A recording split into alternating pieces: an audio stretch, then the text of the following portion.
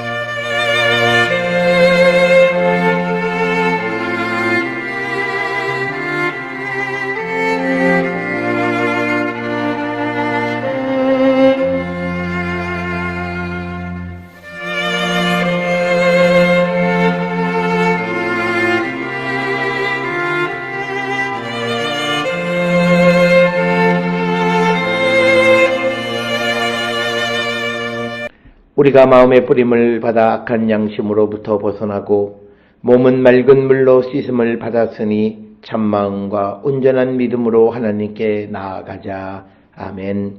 전능하사 천지를 만드신 하나님 아버지를 내가 믿사오며 그 외아들 우리 주 예수 그리스도를 믿사오니 이는 성령으로 잉태하사 동정녀 마리아에게 나시고 본디오 빌라도에게 고난을 받으사 십자가에 못 박혀 죽으시고 장사한 지 사흘 만에 죽은 자 가운데서 다시 살아나시며 하늘에 오르사 전능하신 하나님 우편에 앉아 계시다가 저리로서 산자와 죽은 자를 심판하러 오시리라. 성령을 믿사오며 거룩한 공예와 성도가 서로 교통하는 것과 죄를 사하여 주시는 것과 몸이 다시 사는 것과 영원히 사는 것을 믿사옵나이다. 아멘.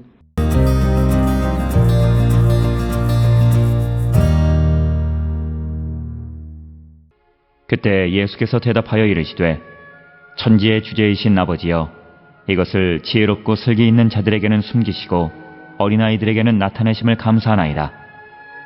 옳소이다. 이렇게 된 것이 아버지의 뜻이니이다.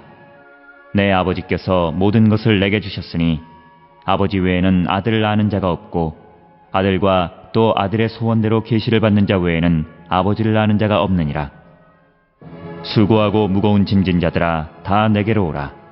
내가 너희를 쉬게 하리라. 나는 마음이 온유하고 겸손하니 나의 멍에를 메고 내게 배우라. 그리하면 너희 마음이 쉼을 얻으리니 이는 내 멍에는 쉽고 내 짐은 가벼움이라 하시니라.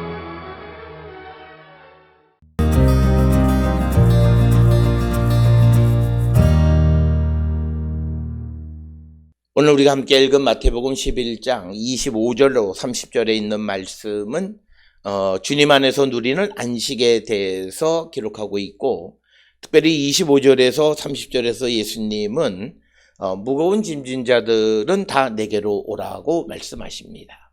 이 말씀은 누가복음 10장 21절 22절에도 기록되어져 있는 그런 말씀이 되겠고 오늘 주시는 본문에 특히 25절, 26절에서는 하나님께 드리는 어떤 감사 기도와 같은 것들입니다. 예수께서 대답하여 이르시되 천지의 주제이신 아버지여 이것을 지혜롭고 슬기 있는 자들에게는 숨기시고 어린아이들에게는 나타내심을 감사하나이다. 옳소이다. 이렇게 된 것이 아버지의 뜻이니이다. 오늘 주시는 이 본문의 말씀의 25절의 어린아이는 단순히 어린아이를 얘기하는 것이라기보다는 예수를 믿고 따르는 사람을 지칭하는 표현으로 이해할 수 있습니다. 그래서 이 말의 의미는 예수를 믿고 따르는 사람들은 세상의 기준으로 보면 어린아이, 소자, 작은 자들, 그리고 가난한 사람, 억눌린 사람, 이런 사람들로 이해되어졌다라고 하는 겁니다. 반면에 지혜롭고 슬기 있는 자라는 것은 당시의 서기관들이나 종교 지도자들을 지칭하는 것으로 이해합니다. 그런데 오늘 주시는 본문에서는 지혜롭고 슬기 있는 자들에게는 심판이고, 그리고 어린아이들에게는 하나님의 구원이 임하게 되어지는, 그래서 하나님께서 보잘것없는 자들의 편을 들어주시는 것임을 강조하고, 그러기 때문에 하나님을 찬양하게 됐고, 이것이 하나님의 뜻이다. 그래서 우리가 이 땅을 살아가면서 힘 있는 자의 편에 서는 것은 아버지의 뜻이 아닙니다. 어렵고 힘든 자들의 삶에 우리가 그들의 편을 들어주는 자들이 되어야 한다라고 하는 것을 우리에게 보여주는 것이 되겠고, 물론 그렇다고 해서 가난하고 어려운 자들의, 작은 자들의 불법을 우리가 지지해 주라고 하는 이야기는 아닙니다. 우리가 항상 우리의 삶이 항상 약한 자들의 편에 서려고 하는 그런 삶의 자세를 갖고 살아야 된다라고 하는 거죠. 그래서 힘 있는 자들의 대변인이 아니라 힘 없는 자들, 가난한 자들의 편에 서는 자들이 되어야 한다라고 하는 그런 의미가 되겠고, 27절에서는 예수님의 어떤 권한, 누구와도 비교할 수 없는 전권을 가지고 계신 분. 그래서 27절에 내 아버지께서 하나님 모든 것을 내게 주셨으니 아버지 외에는 아들을 아는 자가 없고 아들과 또 아들의 소원대로 계시를 받는 자 외에는 아버지를 아는 자가 없다라고 하는 것입니다. 따라서 오늘 주시는 본문에서 강조하는 것은 하나님께서 모든 것을 예수님에게 맡겨주셨다는 거죠. 그래서 하나님 외에는 예수님을 아는 자가 없고, 또 예수님과 예수님이 계시해 주려고 했던 사람들 밖에는 하나님을 아는 자가 없다, 이렇게 이야기합니다. 그러면서 이제 28절로부터 30절에서 우리에게 이제 예수 안에서 누리는 복에 대해서, 즉 그것은 수고하고 무거운 짐진 자들아 다 내게로 오라, 내가 너희를 쉬게 하리라 라고 하는 말씀이고, 이것은 예수님이 모든 당시 사람들과 오늘을 살아가는 우리를 초대하시는 주님의 초청이다, 이렇게 이야기할 수 있습니다. 28절에서 수고하고 무거운 짐 자들은 다 예수께로 오면 예수께서 쉬게 한다라고 하는 겁니다.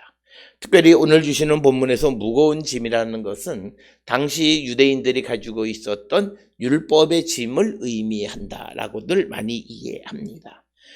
그래서 그런 짐을 가지고 있는 자들이 다 예수께로 오면 29절에 나는 마음이 온유하고 겸손하니 나의 멍에를 메고 내게 배우라, 그리하면 너희 마음이 쉼을 얻으리라. 그래서 예수께서 나의 멍에를 메라고 하는 것은 율법에 대한 예수님의 해석을 얘기하는 겁니다. 그래서 그 무거운 짐을, 율법의 짐을 지고 있는 자들이 예수께로 오면 예수께서 그것을 해석해 주셔서 그것을 우리가 살아갈 수 있게끔 하신다라고 하는 겁니다. 그래서 마음이 쉼을 얻는다라고 하는 것은 단순히 마음의 편안함이 아니라 전인적인 구원을 얻게 된다라고 하는 것이고, 그러면서 30절에 있는 내 멍에는 쉽고 내 짐은 가벼움이라, 이렇게 말합니다. 그래서 이것은 뭐냐면 우리가 잘 알다시피 산상수훈처럼 예수님을 따르는 삶으로 실천하고자 할 때 예수님이 가르쳐 주시는 것은 편안하고 부드러운 멍에이다. 그리고 그래서 예수님의 짐은 가볍다, 이렇게 말하는 겁니다. 왜 예수님의 멍에를 메는 사람은 자기가 그 짐을 진다기보다는 예수께서 그 사람의 짐을 가볍게 해 주신다라고 하는 그런 맥락의 말씀이 되겠습니다. 따라서 오늘 주시는 28절로부터 30절에 있는 말씀은 당시 유대인들의 율법의 짐에 눌려있던 그 유대인들에게 주님을 찾고 주께로 오면 주님께서 그 짐을 가볍게 해주시고, 그리고 그 짐을 살아가게 해주셔서 그렇게 살 때 그들이 마음의 편안함, 전인의 구원에 이르게 되어질 것임을 강조하시는 말씀. 그래서 내게로 오라. 내 멍에는 쉽고 내 짐은 가벼움이다. 이렇게 말씀합니다. 그래서 오늘 주시는 본문의 말씀을 통해서도 예수님이 당시의 율법을 완전히 폐해버리시는 것이 아니라 율법을 우리가 살아갈 수 있게끔 우리가 살아갈 수 있게끔 그 율법을 우리의 삶에 편안하고 부드럽게 적용할 수 있도록 해 주시는 분이 예수님이심을 우리에게 강조하는 것이 오늘 주시는 말씀이 되겠습니다. 예수 그리스도를 믿는 사람들이 율법주의에 묶여 있으면 안 된다라고 하는 것이 바로 오늘 주시는 이 말씀 때문이기도 하고, 예수님은 이 짐에 억눌려 있었던 사람들을 구원하기 위해서 이 땅에 오신 분이다라고 하는 것을 분명하게 이야기합니다. 우리가 예수 그리스도에게로 가서 우리가 가지고 있는 모든 짐에 가벼운 멍에를 메고 우리가 기쁨을 누리며 살아가는 그런 거룩한 성도들이 다 될 수 있기를 주의 이름으로 축원합니다. 기도하시겠습니다. 사랑과 은혜가 충만하신 아버지 하나님, 우리의 삶을 돌아봅니다. 예수께로 가면 예수님은 우리에게 가벼운 멍에를 메어주신다 했사오니 주께로 가서 편안함을 누리며 살아가는 저희들 에게 인도하여 주시옵소서. 예수님의 이름으로 기도드렸습니다. 아멘.